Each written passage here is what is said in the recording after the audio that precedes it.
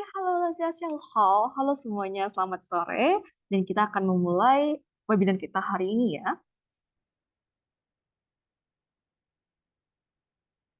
Oke. 好的，欢迎大家来到我们今天的讲座。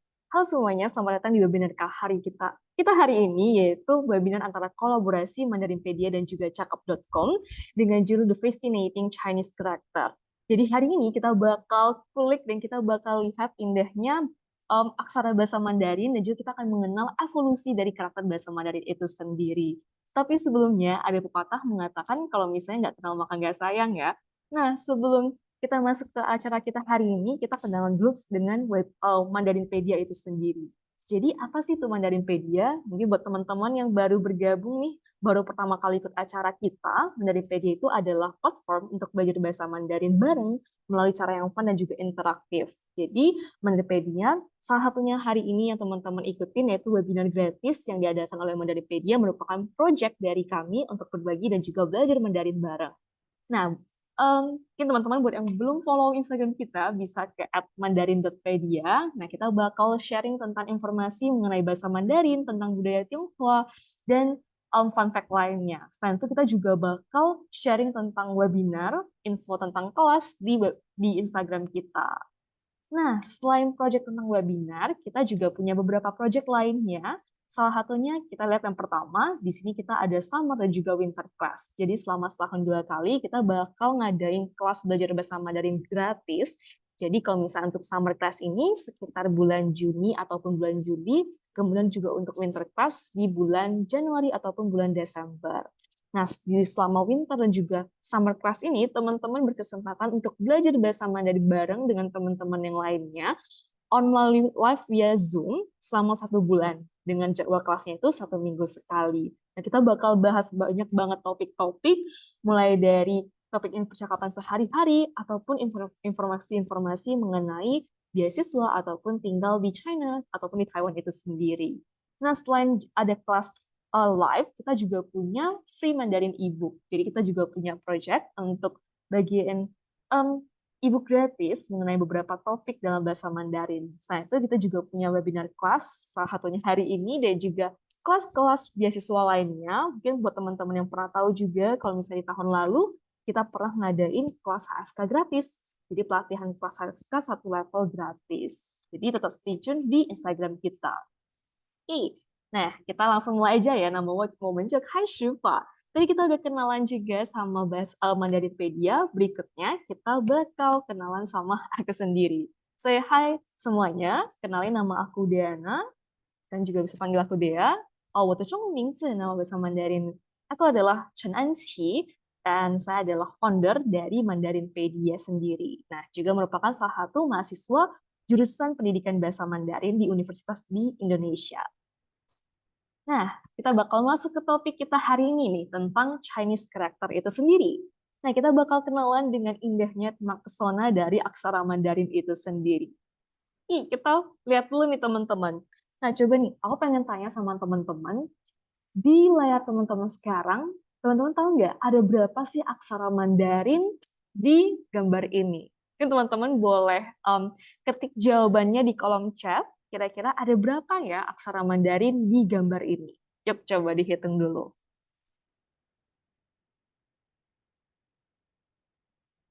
Wah ini udah ada yang jawab cepet banget nih. Kalau Rido jawabnya ada 4. Kalau misalnya teman-teman yang lain apakah sama 4 juga?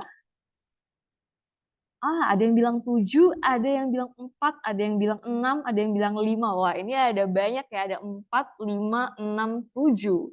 Nah, yuk kita lihat bareng jawabannya di sini ada berapa? Jawabannya itu ada 5. Nah, mungkin buat yang mana aja nih Kak yang 5-nya? Kita lihat bareng. Yang pertama di sini itu ada aksara yang paling besar ya. Ini aksara Mandarin.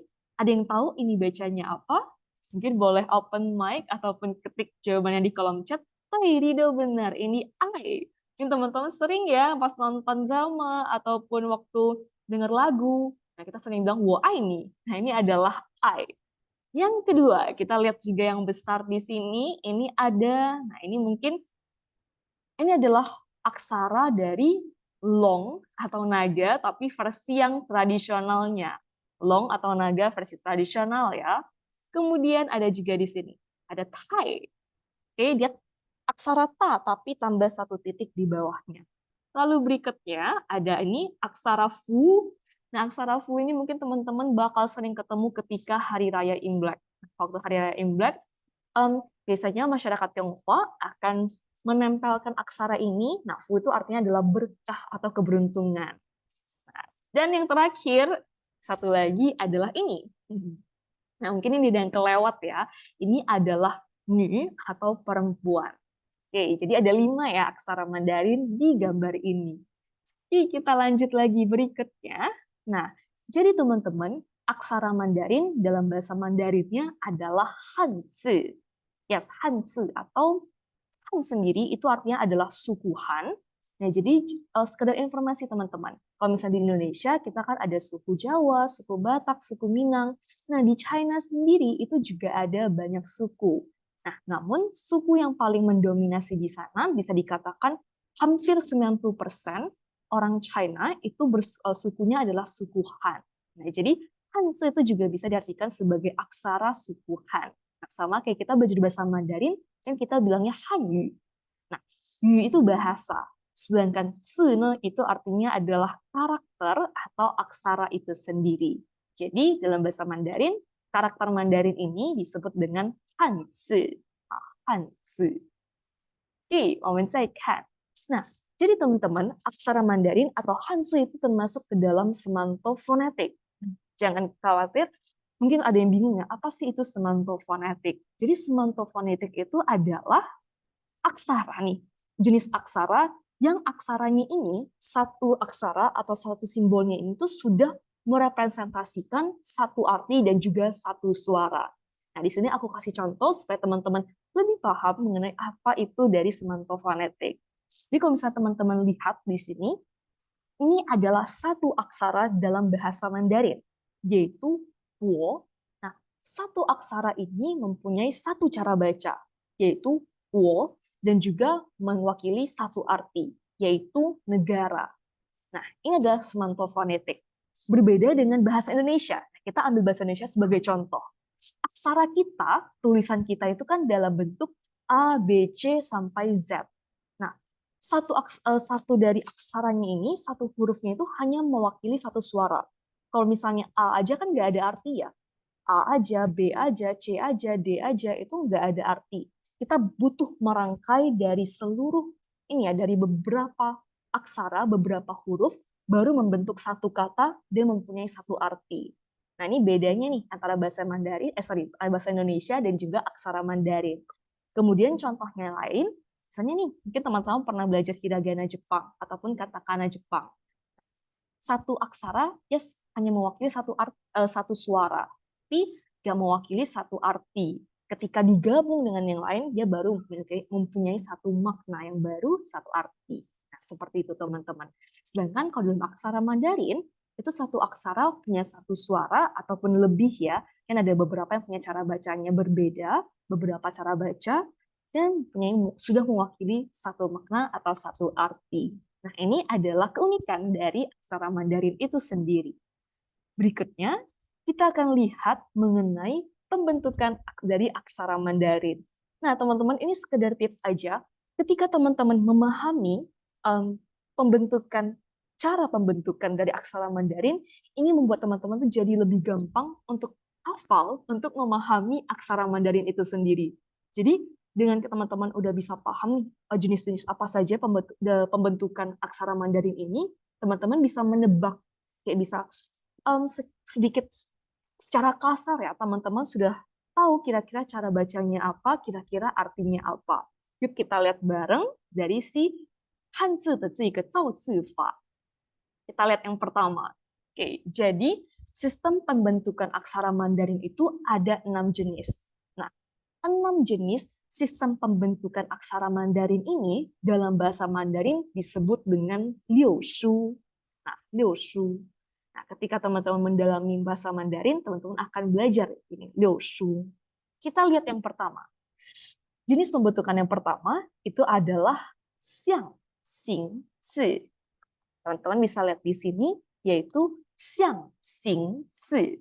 Xiang xing zi ini bahasa profesionalnya ya, bahasa dalam literaturnya itu adalah piktogram. Piktogram. Nah, simpelnya apa? Simpelnya itu adalah aksara yang dibentuk berdasarkan bentuk dari bendanya. Nah, ini ya. Jadi, Xiang Xingzi yang pertama piktogram. Ingat aja, pik itu gambar. Jadi, aksaranya itu digambar, dibentuk berdasarkan bentuk fisiknya, bentuk nyatanya dari si maknanya itu. Kita lihat contohnya bareng di sini. Yang pertama, contohnya adalah shan. Jadi, kalau misalnya teman-teman lihat aksara Mandarin shan, shan ini bentuknya kayak gunung. Yes, karena pembentukan aksara Mandarin shan ini memang menggunakan cara Zi, yaitu piktogram. Jadi ketika teman-teman lihat aksara ini, udah bisa tebak, oh ini adalah gunung. Kita lihat pembentukannya ya. Bentuk gunung kan normalnya seperti ini. Kemudian diberikan garis, kira-kira bagaimana ya untuk membuat tulisannya.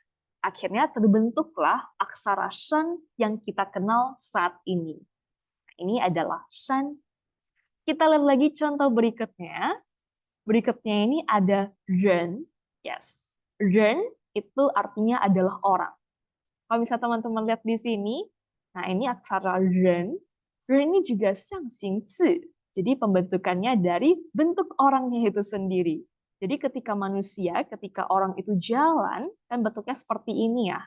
Jadi bentuk tulisan ren yang kita kenal sekarang ini awalnya adalah dari bentuk orang berjalan. Ini adalah artinya adalah orang.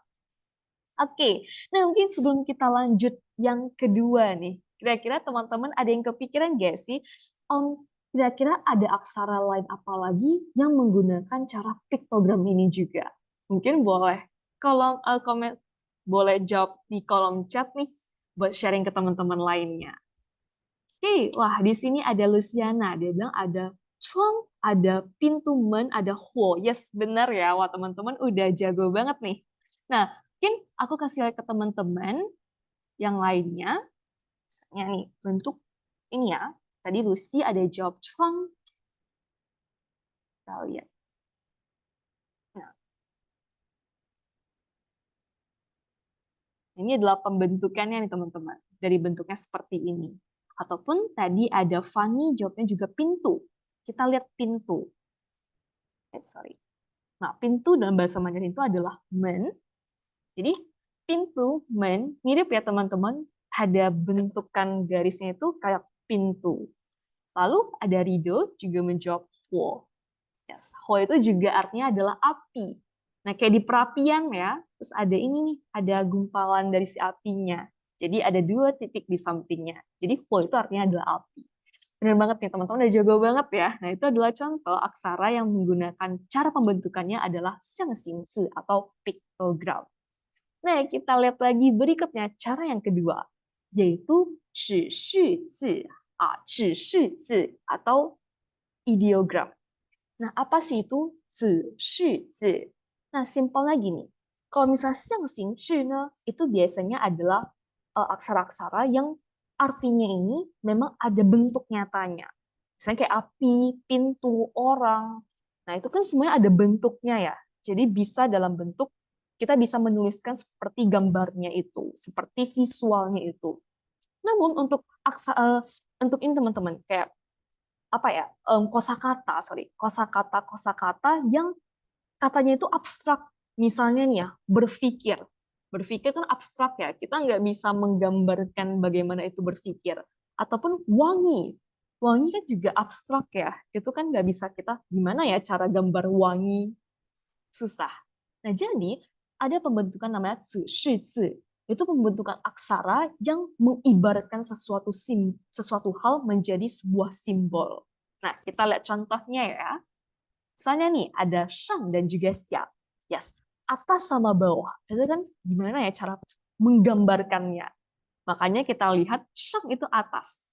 Ini juga salah satu tips buat teman-teman. Kalau misalnya mau ngafalin, shang itu artinya atas. Makanya si ininya ya. Sorry. Nah, ini. Dia itu tunjuknya ke atas. Kebalikannya xia. Xia ini ke bawah. Jadi shang atas, xia bawah.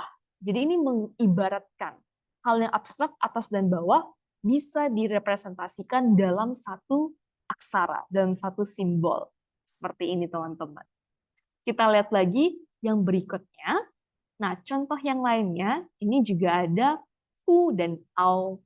Nah, ketika teman-teman lihat di sini, berbedanya hanyalah satu itu nonjol, yang satu lagi itu dia menjorok ke dalam. Nah, ini udah merepresentasikan arti dari aksara ini. Jadi tu itu artinya adalah ada tonjolannya, kemudian kalau au itu ada cekungannya, ada menjorok ke dalamnya. Nah, jadi penggambaran dari suatu yang abstrak menjadi satu simbol, satu gambar yang mewakili makna tersebut. Oke. Nah, kita lihat lagi yang berikutnya, yaitu yang ketiga. Yang ketiga di sini ada pembentukan hui yi ci. Hui yi ci. Jadi gini teman-teman, kalau misalnya aksara yang sebelumnya, yaitu yang piktogram dan juga ideogram, ini tuh aksaranya tunggal. Sedangkan hui yi ci dari aksara-aksara tadi kemudian digabungkan membentuk satu aksara baru dan juga satu makna baru. Nah, jadi menggabungkan aksara yang tadi udah ada, yang tunggal-tunggal ini, digabungkan menjadi satu aksara baru dan juga makna yang baru. Tapi makna barunya ini menggabungkan makna dari aksara tunggalnya tersebut. Kita lihat nih contohnya. Nah, di sini, teman-teman, mungkin ada kita pernah belajar juga satu kata, yaitu ada siu. Siu si punya siu. Siu si punya siu itu artinya adalah istirahat. Siu. Siu ini terbentuk dari apa? Dari aksara ren. Ini sebelah kirinya itu adalah ren, yang artinya adalah orang. Kemudian ada mu, yang artinya adalah pohon. Nah, ren sama mu itu adalah xiang xin zi. Jadi, aksara ini terbentuk dari gambarnya ini. Pohon dan juga orang. Nah, kalau di zaman dulu ya, di zaman dulu orang-orang itu beristirahat di bawah pohon. Jadi, siu itu artinya adalah istirahat. Menggambarkan orang yang ada di samping pohon atau di bawah pohon. Nah, kita lihat lagi contoh yang kedua. Contoh kedua adalah ini ada aksara dari xia. Xia sendiri itu artinya apa? Artinya adalah rumah. Nah, xia sendiri ini tuh terdiri dari ini ya, si radikalnya yang bentuknya kayak atap. Nah, ini artinya adalah atap. Kemudian ada aksara dari shi. Yes, kalau misal shi ini, jadi babi dalam bahasa Mandarin selain chu itu juga disebut dengan shi. Shi itu juga artinya babi, aksaranya ini. Jadi, di dalam sebuah atap, di bawah sebuah atap tuh ada babi. Itu artinya adalah rumah. Nah, mungkin buat teman-teman bingung ya, lah, apa sih hubungannya babi sama rumah? Nah, gini teman-teman, jadi kalau misalnya di zaman dulu, mungkin kan mencari pekerjaan untuk mendapatkan uang untuk hidup itu tidak semudah sekarang. Nah, orang zaman dulu itu masih bersusah ya untuk makan. Jadi, mereka itu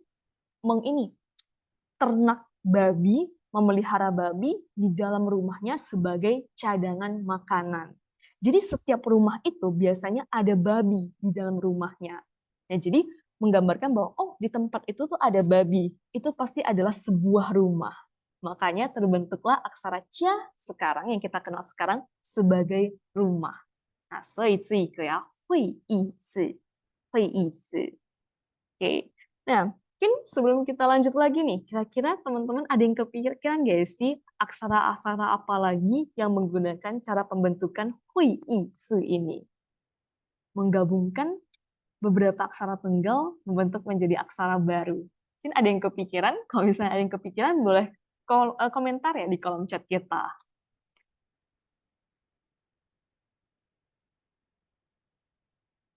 Nah, sambil nungguin jawaban dari teman-teman yang lain, kita lihat dulu ya pembentukan yang keempat. Nah, yang keempat ini itu adalah xing sheng zi. Xing sheng zi. Jadi Xing Sheng Zi ini adalah, jadi simpelnya gini, kalau misalnya kita ngambil semua itu dari gambar, dari pembentukan, mungkin susah ya. Ada beberapa kosakata mungkin yang susah untuk digambarkan menggunakan cara pembentukan sebelumnya. Jadi ada satu lagi yaitu Xing Sheng Zi ini, yaitu pembentukan aksara dengan menggabungkan aksara-aksara tunggal. Jadi bisa mengambil 2 komponen, 3 komponen, ataupun 4 komponen dari aksara tunggal, kemudian digabungkan. Nah, dia mengambil makna dan juga cara pelafalannya. Maksudnya gimana? Kita lihat contohnya ya. Contohnya kita lihat di sini. Ada Kang. Kang. Kang ini dia itu mengambil 2 dari aksara tunggal. Nah, yang pertama di sini, yang sebelah kiri, ini kalau misalnya versi tradisional ya, itu adalah Cin. Nah, ini radikalnya, ini artinya itu adalah berhubungan dengan besi, berhubungan dengan emas, berhubungan dengan pokoknya besi-besian, baja-bajaan gitu ya. Lalu, Kang Kang ini dia bukan mengambil artinya, tapi dia meminjam cara bacanya. Jadi, dia ngambil satu komponen yang berhubungan maknanya, kemudian mengambil satu aksara tunggal, kemudian dipinjam cara bacanya. Sehingga membentuklah aksara Kang ini. Jadi walaupun cara bacanya sama, tapi dia hanya meminjam cara bacanya aja. Maknanya dia mengambil dari sini. Jadi Kang sendiri itu artinya adalah baja.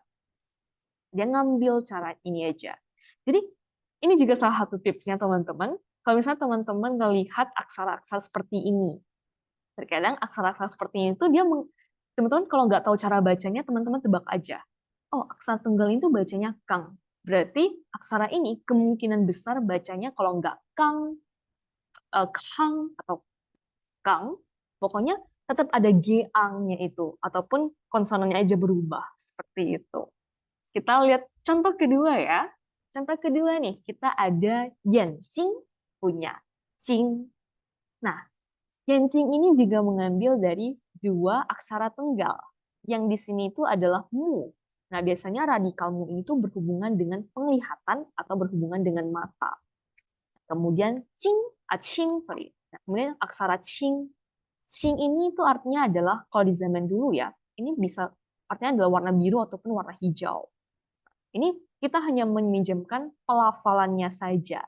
Sehingga ketika 2 aksara tunggal ini bersatu, maka dia membentuk aksara Qing yang berarti mata. Nah, kita lihat contoh-contoh lainnya ya. Misalnya teman-teman, kita kan sering banget ketemu huruf ini.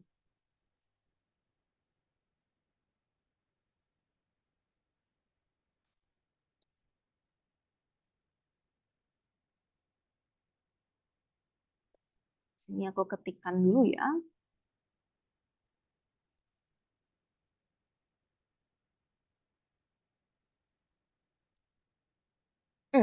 Nah, misalnya ini. Misalnya teman-teman lihat, aksara pertama ini itu bacanya adalah Qing. Qing.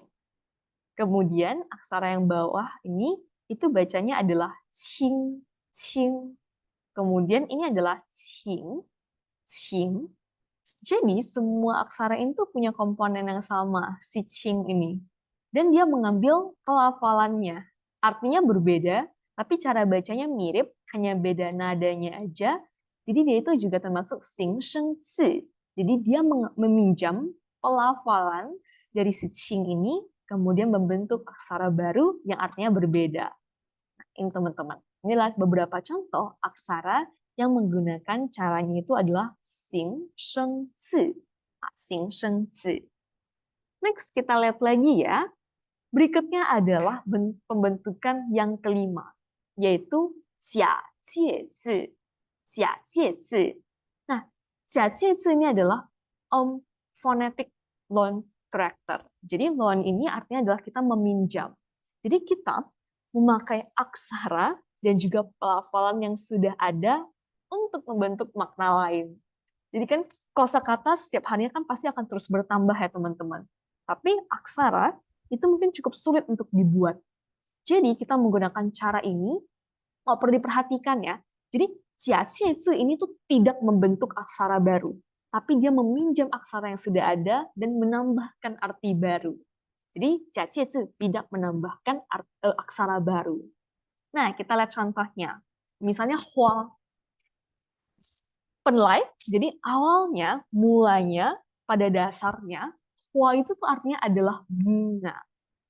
Kemudian, aksara dan juga pelafalan ini, hua ini dipinjam untuk membentuk satu arti baru yang artinya adalah menghabiskan. Misalnya, hua qian, menghabiskan uang. Jadi, hua dengan aksara yang sama, dengan cara baca yang sama, kita pinjam untuk membentuk makna baru. Ini adalah cara jia jie zi. Kita lihat lagi contoh yang kedua. Misalnya nih, wen, wen.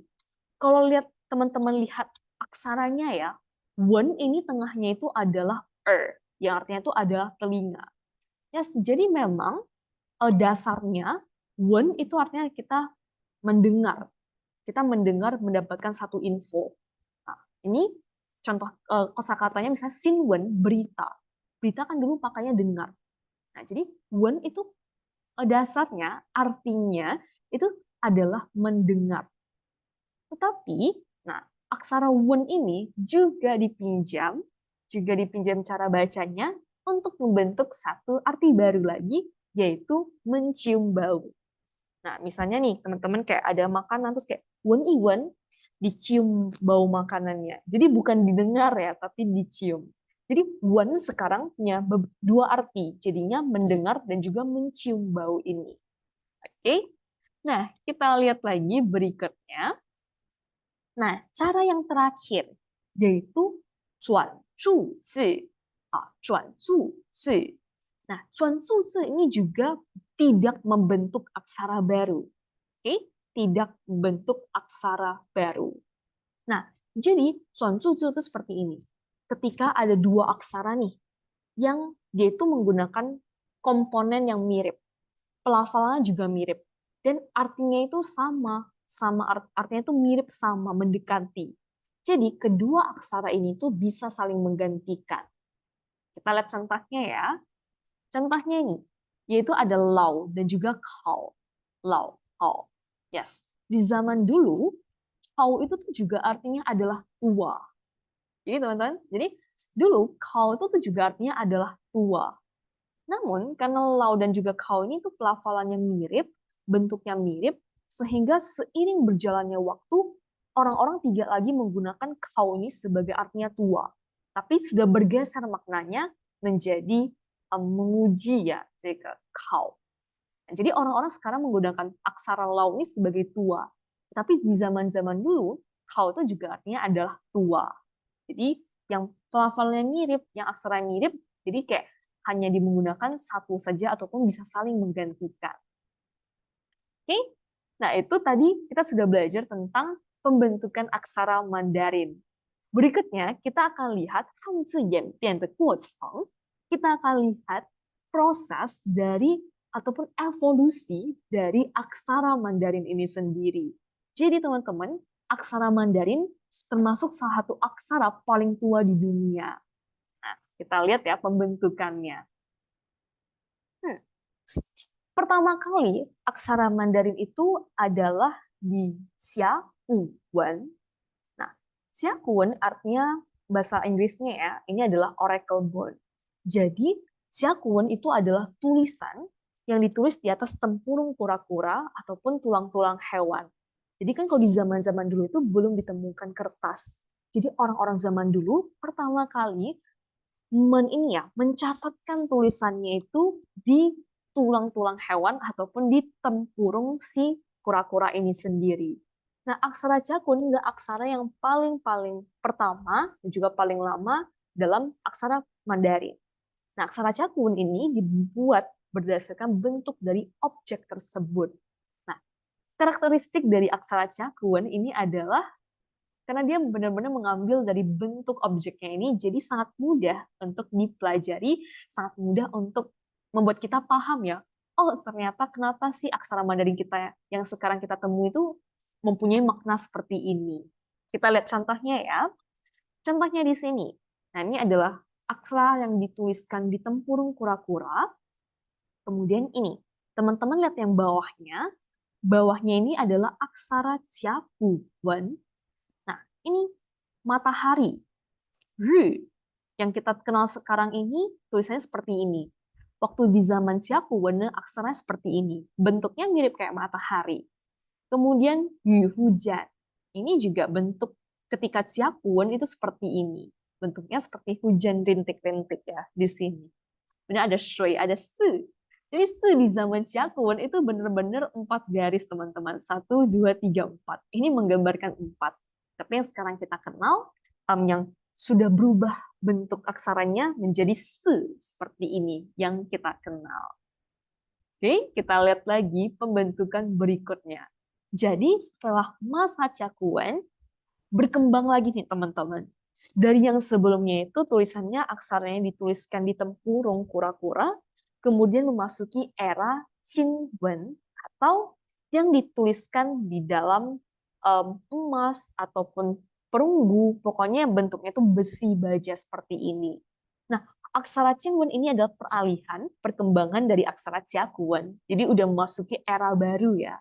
Nah, kalau misalnya teman-teman lihat di sini, ini kayak semacam ini ya, kayak semacam kalau misalnya teman-teman pernah lihat kayak di Klenteng, kayak ada lu atau tate. Lu ya, lu itu bahasa Mandarinnya kayak seperti apa ya? Yang biasa orang-orang buat menaruh barang gitu, tempatnya sangat besar. Nah, aksara Cingbun ini diukir, ditulis ke dalam bejana, bisa di bejana ataupun di lonceng yang berbahan logam perunggu atau kuningan.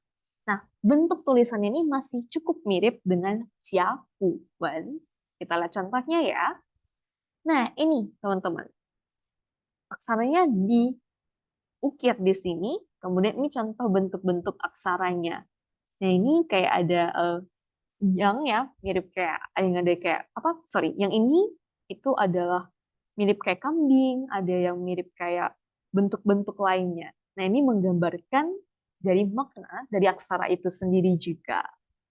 Nah, kita lihat lagi berikutnya. Setelah memasuki era Qinwen, kemudian kita masuki era Tachuan. Nah, era Tachuan. Nah, era Tachuan ini merupakan aksara yang sudah digunakan di ketika masa dinasti negara Qin, nah, Qin.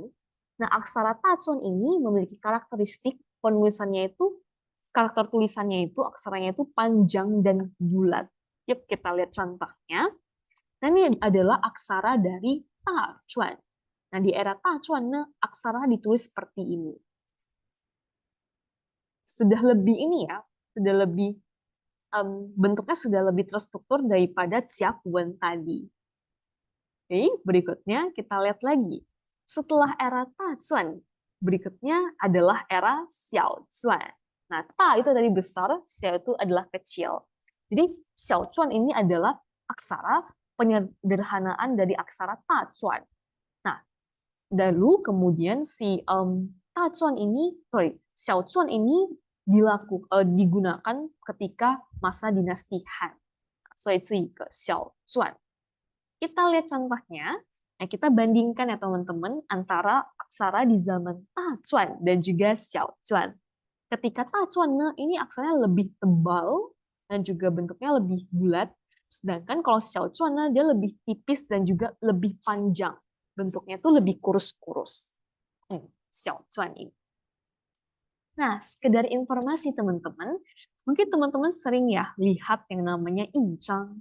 Nah, incang itu bisa dikatakan kalau di Chongguan, dulunya mereka tidak menggunakan tanda tangan. Jadi bagaimana tanda tangan? Mereka menggunakan incang ini. Nah, mungkin teman-teman juga pernah lihat kayak di merek-merek itu juga menggunakan si incang, bentuknya kayak incang. Nah, incang itu adalah stempelnya, tapi biasanya menunjukkan nama ataupun kayak ya nama dari sebuah toko juga bisa. Nah, incang ini kalau teman-teman sadari, aksara yang ditulis di dalam incang itu bukan aksara yang kita kenal saat ini. Yes, kenapa? karena aksara yang dituliskan di Incang itu adalah aksara Xiao Chuan. Jadi mereka menggunakan aksara Xiao Chuan ini untuk di Incang.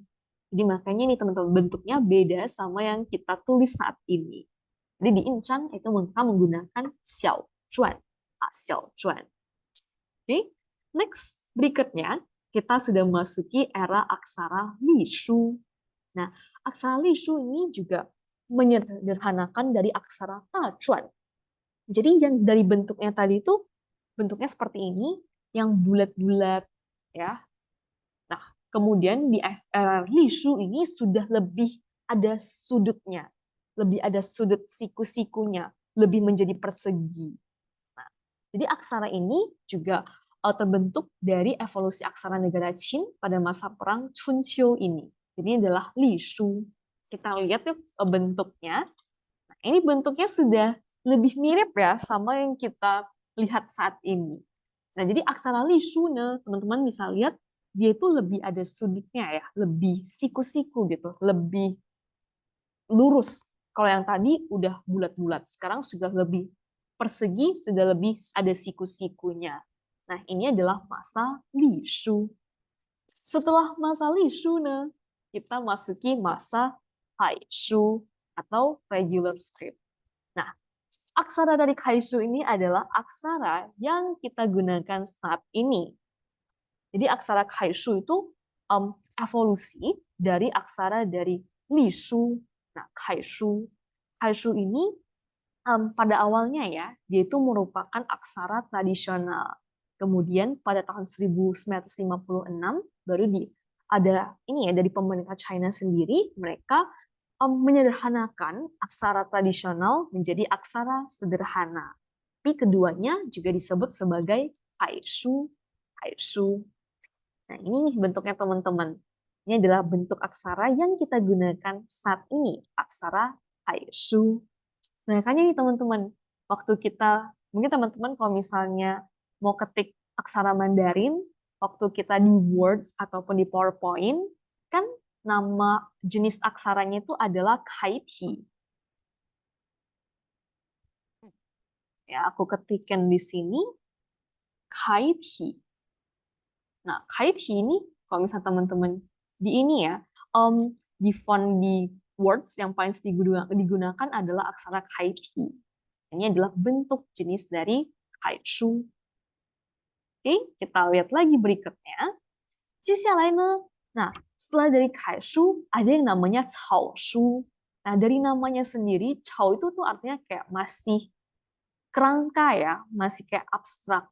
Jadi Cao sesuai dengan namanya masih abstrak, jadi tulisannya itu nggak serapi tulisan Kaishu. Nah, jadi aksara Caoshu ini pada awal dinasti Han ya. Nah, aksara Caoshu ini merupakan aksara yang tidak rapi. Sesuai dengan namanya ya, Cao itu artinya abstrak berantakan, tidak rapi. Nah, oleh karena itu, aksara itu sangat susah ya untuk dibaca teman-teman. Kita lihat ya, kita lihat contohnya. Dan contohnya ini, mungkin teman-teman pernah lihat ya, ini waktu biasanya di zaman orang-orang yang nulis kayak kaligrafi, orang-orang tua ya, orang-orang tua itu kaligrafi, mungkin beberapa dari mereka menggunakan jenis bentuk tulisan seperti ini. Makanya ya, kan kita susah nih baca. Apa ya ini jenis tuh? Dia mau bilang apa sih? Apa makna dari aksara ini? Karena dia menggunakan caosu, lebih abstrak, tidak rapi. Nah, berikutnya, yaitu ada yang namanya Xingshu. Nah, jadi Xingshu itu adalah aksara gabungan dari Caoshu dan juga Kaishu.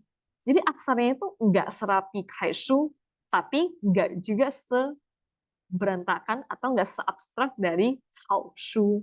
Nah, kita lihat contohnya ya. Nah, ini. Biasanya kalau dalam penulisan ini ya, sufa atau kaligrafi, kadang mereka ada yang pakai Xingshu. Nah, bentuknya seperti ini. Jadi masih gampang untuk dibaca, cuman dia nggak serapi Kaishu ya, tapi nggak juga seberantakan Caoshu. Nah, berikutnya, oke, kita lihat ya, itu perjalanan dari aksara Mandarin ini sendiri. Nah, awalnya kita manusia melihat ikan. Kita melihat ikan bentuknya seperti ini. Kemudian, kita sebagai manusia tentu membutuhkan bahasa untuk berkomunikasi. Namun bahasa bukan hanya dari secara oral, secara lisan, tapi kita juga butuh tulisan untuk merecord apa yang kita temui. Nah, jadi pertama kali di China, nah, orang-orang di Tiongkok pertama kali yaitu menggunakan Xiakuwen, yang tadi kita sudah pelajari ya, Xiakuwen ini. Jadi ketika lihat ikan, mereka kemudian menggambarkannya sendiri, bahwa ini adalah ikan. Kemudian, sering berjalannya waktu, nah kemudian berevolusi menjadi Qinwen, bentuknya jadi seperti ini. Kemudian berevolusi lagi menjadi ini Xiaozuan. Jadi ini Xiaozuan. Kemudian ada menjadi Li Shu, jadi Li Shu. Kemudian Kai Shu, tapi ini yang bentuk versi tradisional ya. Kemudian Cao Shu, nah ini sudah yang simplified, dan juga Xing Shu, juga sudah simplified. Nah, mungkin kalau misalnya teman-teman lihat, kenapa ya? Kenapa sih aksara itu harus berevolusi? Kenapa dia harus berubah nih tulisannya? Nah, karena kalau misalnya semakin berevolusi, maka tulisan itu semakin terstruktur dan lebih mudah untuk kita tuliskan. Jadi semua orang punya bentuk yang lebih mudah untuk dituliskan. Bayangin nih teman-teman, kalau misalnya aksara kita adalah seperti ini. Kita harus benar-benar menggambar ikannya, dan terkadang ikan dalam penggambaran kita setiap orang berbeda-beda ya. Jadi susah apakah kita harus menebak apakah apa makna dari si aksara ini. Sedangkan kalau misalnya berevolusi, maka tulisannya lebih terstruktur. Ada goresannya, lebih terlihat. Jadi kita semua orang itu punya perspektif yang sama. Semua orang mempunyai pemahaman yang sama, sehingga komunikasi pun lebih lancar. Seperti itu. Kita lihat lagi, ini contoh-contoh lainnya teman-teman. Nah ini yang kita lihat sekarang, aksara sekarang, ini ada hu, yaitu harimau. Pas Cakun, dia benar-benar menggambarkan si harimau ini. Tapi bayangkan ya teman-teman, kalau misalnya gambar ini, aksara ini masih kita pakai sekarang. Tentu kita bingung ya, apakah dia mau bilangnya harimau, tapi gambarnya juga mirip sapi, juga mirip singa. Nah, jadi untuk mengurangi miscommunication-nya itu, maka aksara pun berevolusi seperti itu. Nah, kemudian kita lihat Qinwen, Xiaozuan, Li Shu, Kai Shu, Cao Shu, dan juga Xing Shu. Lalu aksara kedua, kira-kira ada yang bisa tebak gak nih? Kira-kira yang kedua ini maknanya apa? Ada teman-teman yang tahu mungkin boleh komentar di kolom chat kita. Ini adalah siang atau gajah ya. Nah, jadi siang atau gajah, teman-teman bisa lihat dia belalainya panjang ya. Nah, dan berubahlah menjadi siang yang kita kenal sekarang ini. Lalu coba nih teman-teman, kalau misalnya aksara yang ketiga, ada yang tahu apa artinya?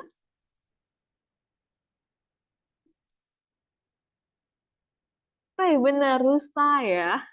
Jadi kalau misalnya dari Ciakuan, mereka benar-benar menggambarkan si tanduk rusanya ini. Kemudian yang terakhir, ada yang tahu ini apa? Burung. Ini adalah niao atau burung. Jadi dulu seperti ini ya teman-teman, bentuk dari Ciakuannya. Nah, kalau ini kan aku ada nunjukin si ininya ya, si aksara sekarangnya ini. Nah, tapi sebelum kita masuk ke sesi games, teman-teman, kita lihat dulu satu video. Nah, video ini tuh menggambarkan proses pembentukan perubahan sejarah evolusi dari si aksara Mandarin ini sendiri. Kita lihat bareng ya. Nah, ini adalah aksara yang tadi Rido ada bilang, yaitu Hu, api. Kenapa ya? Api bisa terbentuk menjadi aksara yang kita kenal saat ini. Nah, di masa Cakun, tulisannya seperti ini. Bentuknya kayak api. Kemudian Xiaozuan sudah berubah nih teman-teman. Jadi ada 4 goresan. Kemudian yang kita kenal hari ini, aksaranya Huo seperti ini. Teman-teman bisa lihat perubahannya dari bentuk nyata, kemudian berevolusi menjadi tulisan yang kita kenal saat ini. Nah, ini adalah urutan goresan dari aksara Huo. Ada 4 goresan. 这就是我们如今认识的这个火。Oke, kita lihat berikutnya lagi. Oke, it's a games time. Kalau misalnya tadi kan aku ada nunjukin aksara Ciakuan, kemudian ada juga aksara sekarang. Jadi teman-teman lebih gampang ya untuk tahu apa artinya. Kali ini kita bakal lihat, kira-kira ada yang bisa tebak gak nih? Ini adalah aksara Ciakuannya. Ada yang tahu kira-kira apa makna dari aksara ini atau aksara ini di Mandarin modern sekarang ini aksara apa? Ada yang tahu? Mungkin boleh komentar di kolom chat. Cai teman-teman boleh tebak ya. Kira-kira aksara ini itu artinya apa? Hmm, Kira-kira bentuk benda yang mirip dengan aksara ini itu artinya apa? Boleh nih teman-teman. Gitu. Boleh tebak aja ya. Nggak apa-apa kalau misalnya salah. Kita nanti bakal lihat juga kok jawabannya bersama. Dia bisa tebak? Cai.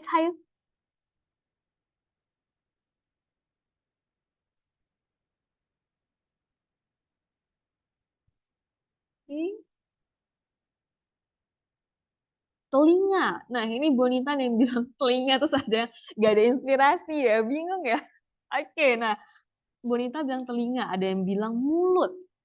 Mungkin teman-teman yang lainnya ada yang tahu lagi?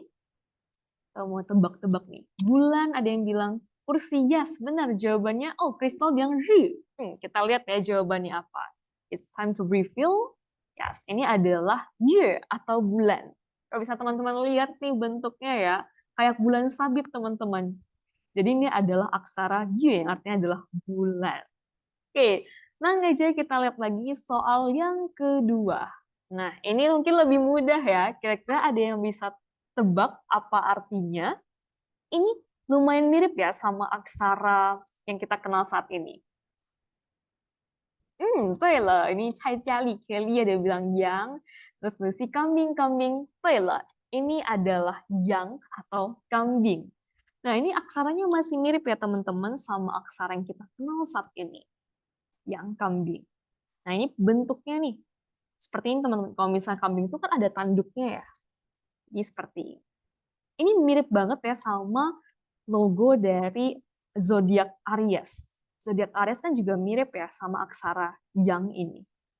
Jadi artinya adalah kambing. Selalu di luar nurul, teh, di luar nalar ya, teh ya. Tapi kalau di zaman dulu mereka punya perspektif yang sama ya. Bentuknya tuh seperti ini sudah menggambarkan maknanya. Nah, kita lihat soal yang terakhir. Ada yang bisa tebak ini aksara apa? Yang ketiga nih. Nah, ini mungkin lebih mudah juga ya. Karena dia masih cukup mirip nih dengan aksara yang kita kenal sekarang. Taylor, ini juga benar semua nih ya, hujan, tapi dari jawab air. Nah, jawabannya itu adalah hujan. Jadi, satu garis itu ibaratnya seperti awan, kemudian ada titik-titik air. Ini adalah yu atau hujan. Yu, hujan. Riin. Oke teman-teman, jadi demikianlah materi kita untuk webinar hari ini. Nah, sebelum kita akhiri sesi webinar kita hari ini, kira-kira teman-teman ada pertanyaan mungkin atau ada yang ingin di-sharingkan mengenai aksara Mandarin? Boleh banget untuk komentar di kolom chat, ataupun yang pengen open mic juga boleh raise hand, kemudian boleh open mic.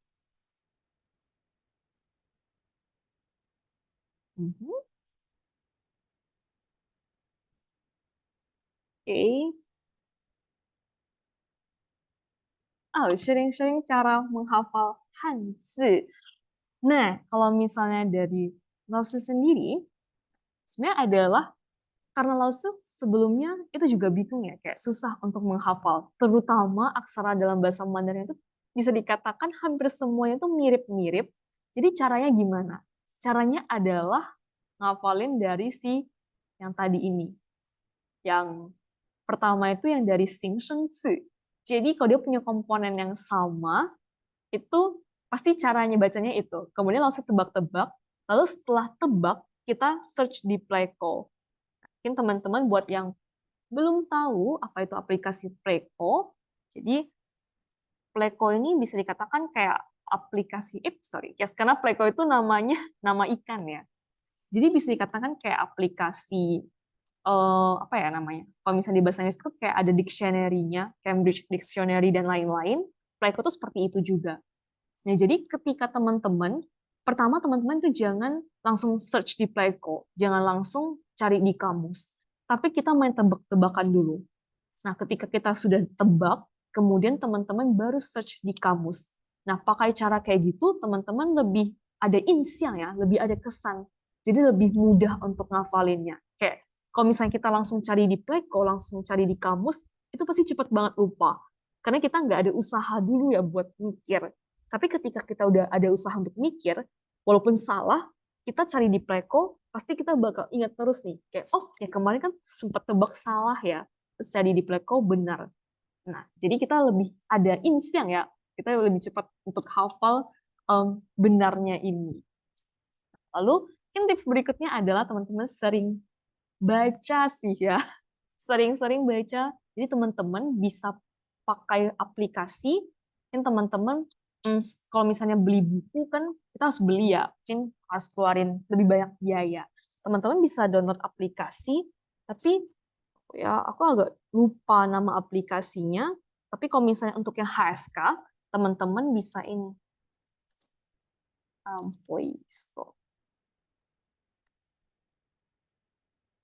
Nah, ini teman-teman bisa cari di Play Store ataupun di App Store. Ini ada aplikasi yang Chinese Simple. Dia itu ada HSK 1, 2, 3, 4, 5. Dan di situ tuh banyak banget kayak one ya, kayak paragraf-paragraf singkat yang bisa teman-teman baca. Dia juga ada nyediain pin-in dan juga nyediain si audionya. Jadi teman-teman bisa banyak baca di sana. Banyak baca di sana. Ataupun nih, kalau misalnya teman-teman yang udah levelnya cukup tinggi, teman-teman bisa baca koran. Dan koran bahasa Mandarin itu teman-teman nggak perlu beli. Teman-teman bisa searching. Misalnya, Guoqi Ribao. Ini apa? Guoqi Ribao. Nah, ini pinyin-nya ya. Teman-teman bisa search Guoqi Ribao. Di sini teman-teman bisa baca koran terbaru setiap harinya tanpa beli, bisa baca gratis. Di kayak baca artikel. Teman-teman sambil dapetin pengetahuan sambil ngelatih nih untuk baca aksara Mandarin. Oke. Nah, kita lagi pertanyaan berikutnya ya. Di sini, Kak Rifani, ada saran nggak biar cepat paham writing Mandarin? Ya, ini mungkin mirip ya sama kayak pertanyaan Abid tadi, jadi kita langsung next aja. Kenapa Injang pakai Xiaochuan instead of Kaishu? Wah, ini pertanyaan bagus dari Lucy. Nah, aku sendiri, saat ini aku masih belum pernah baca mengapa, tapi nanti aku bakal coba searching ya. Jadi kalau misalnya aku udah searching, aku udah dapat jawabannya, nanti kita bakal post di Instagram Mandarinpedia kita. Oke? Nah, terima kasih untuk Lucy pertanyaannya. Berikutnya, dari Kristal, kalau misalnya nulis aksara itu harus dengan urutan nggak? Jadi kalau misalnya teman-teman belajar aksara Mandarin kan pasti ada ini ya, diajarin yang namanya pisun atau urutan goresan. Nah sebenarnya kalau misalnya teman-teman nulis ada menggunakan urutan goresannya itu satu lebih mudah. Karena teman-teman kayak ini ya, udah tahu nih oh berikutnya bakal kayak gini. Kalau misalnya kita asal-asal tulis mungkin bakal ada goresan yang tertinggal. Dan juga kalau misalnya kalian pakai urutan itu lebih terstruktur aja ya, lebih rapi aja tulisannya. Cuma apakah wajib? Nah, ini saya balik lagi nih ke teman-teman masing-masing. Kalau misalnya teman-teman memang udah kebiasaan banget kayak, oh, urutannya mungkin ada yang terbalik. That's okay. Karena kan kita hanya untuk menulis saja. Tapi kalau misalnya teman-teman benar-benar ingin yang tepat, teman-teman ikutin urutannya. Oke, nah, ada Rido cara nulis Hanzi yang mudah. Cara nulis yang mudah adalah latihan, mungkin ya, karena practice makes perfect, karena itu adalah caranya, kemudian ya banyak tulis ya, banyak latihan.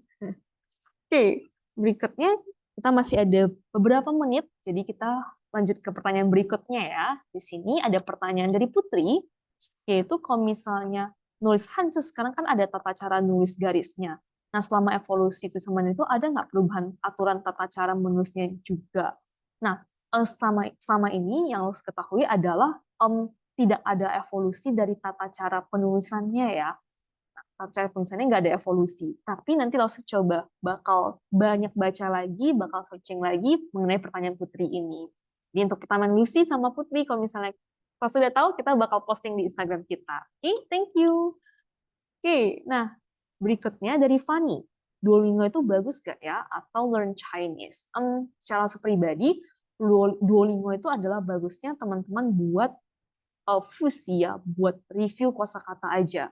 Tapi untuk bentuk kalimat, terkadang Duolingo itu tidak terlalu tepat ya, dan kalimatnya itu agak aneh, tidak digunakan dalam secara natural gitu.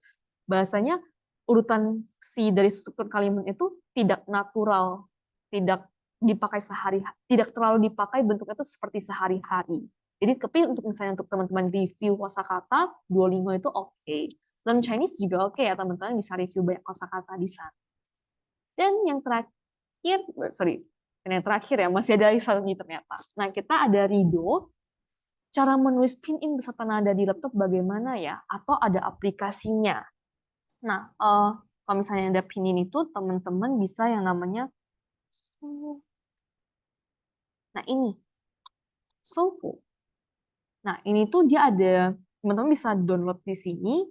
Jadi, dia itu ada ini ya, keyboard bahasa Mandarin, dan juga dia bisa menampilkan pinyinnya. Namanya itu nih, Soho. Ataupun kalau misalnya nggak mau pakai download aplikasi, itu di Word juga bisa ya. Di Word itu ada satu pilihan di atas nanti, itu ada tambahan untuk masuki pinyin. Nah, bisa dari sana juga. Oke, dan yang terakhir ya, ini pertanyaan dari Abid, belajar Hanse tunggal yang lengkap di mana? Kalau misalnya belajar Hanse tunggal, kayaknya mending langsung belajar semuanya sih. Tapi kalau misalnya mau belajar Hanse, nah, sebenarnya kita nggak perlu kayak khusus untuk belajar Hanse ya, teman-teman bisa kayak dalam proses belajar HSK, proses dari belajar buku. Nah, dari situ teman-teman bisa bisa akumulasi Hanse-Hanse-nya ini, bisa akumulasi aksaranya ini. Seperti itu. Oke, nah karena waktu kita sudah selesai, jadi webinar kita sampai di sini, dan teman-teman, berikutnya teman-teman bisa mengisi ini ya, sorry. Nah, berikutnya teman-teman bisa mengisi link feedback kita.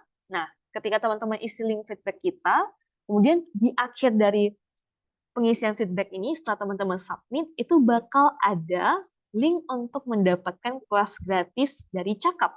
Jadi teman-teman isi feedback, kemudian di akhir feedback teman-teman akan ada link menuju ke kelas gratis 6 bulan dari Cakap. Oke? Nah, mungkin buat teman-teman yang join-nya itu dari aplikasi Cakap, teman-teman bisa langsung klik aja di in banner kita, di in banner dari aplikasi Cakap, ada tulisan gratis 6 bulan kelas bahasa Inggris. Langsung diklik linknya aja, langsung klik tombolnya aja, teman-teman udah bisa dapetin kelas gratis dari Cakap. Nah, demikian teman-teman sharing kita hari ini mengenai aksara Mandarin. Nah, kita juga terima kasih ya buat teman-teman yang sudah hadir, dan juga pertanyaan dari teman-teman menarik-menarik semua. Kita bakal cari jawabannya, kita bakal sharing ke teman-teman berikutnya melalui Instagram kita. Nah, terima kasih buat teman-teman semuanya. Jangan lupa follow Instagram kita, karena kita bakal ada webinar-webinar berikutnya bersama Cakap juga. Oke, terima kasih. Sampai jumpa di webinar berikutnya. Bye-bye.